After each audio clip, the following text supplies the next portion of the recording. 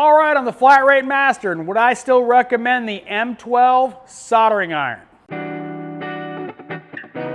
I did a review on this, and I think I've done an update or two about it, but anyway, let's talk about some of the issues that have come up in the history of this tool.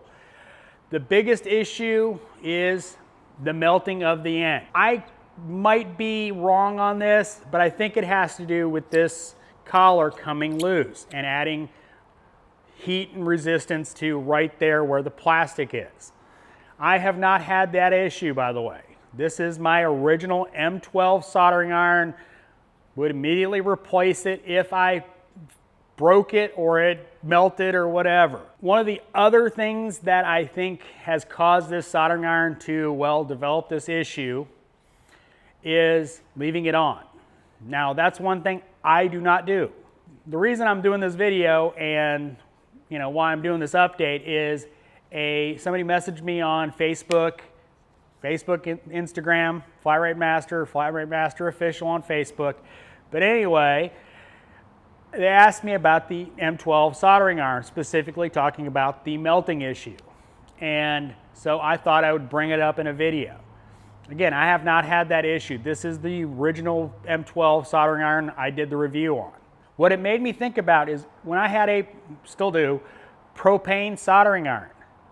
I did not leave it running like a plug-in style pencil soldering iron because they heat up so fast, they burn through a lot of butane. I always shut it off between wires. Now generally when I do wiring repairs, I do it one wire at a time. Why? So I can make sure and get the lengths right. Because you're trying to do a bunch of them, it gets bunched together and you can't make it as tight as it should be.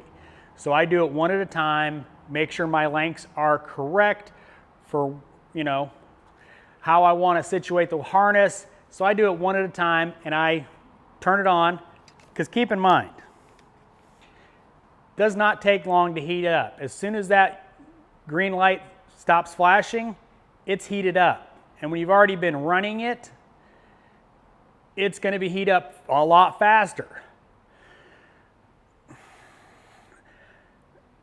So I do the initial heat up, and as you can see, it's heated up.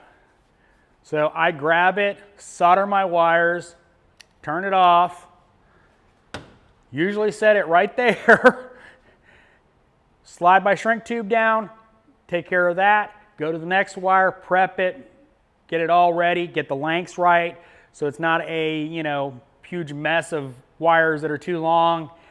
Solder that one, and I keep going back and doing that over and over again. Now, obviously, it might wear out the switch faster, but again, I haven't had any problems. So yes, I would definitely still recommend the M12. If you're doing a lot of soldering over and over and over again, just get a wired plug-in style soldering iron.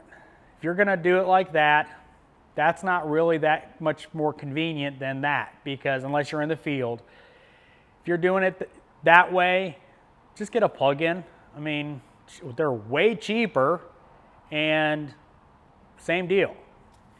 So, as always, thanks for watching. I am the Flat Rate Master.